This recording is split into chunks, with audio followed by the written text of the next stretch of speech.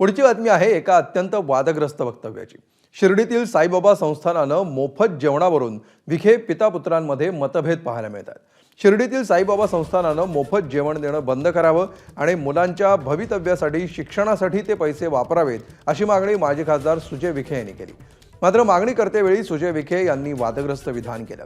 प्रसादालयामध्ये मोफत जेवण बंद करा, राज्यातील सगळे भिकारी मोफत जेवणासाठी शिर्डीत गोळा झालेत असं विधान सुजय विखेंनी केलं। दरम्यान सुजय विखेंच्या या वक्तव्यावरून आता राजकारण तापण्याची शक्यता आहे, तर मोफत जेवण बंद होणार नाही असं आश्वासन राधाकृष्ण विखे पाटलांनी दिलं आहे।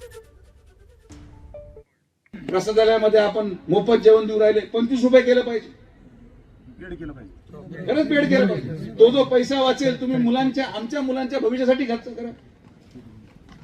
अख्खा देश इथं येऊन फुकट जेवतोय, भिकारी सगळे महाराष्ट्राचे इथं गोळा झाले,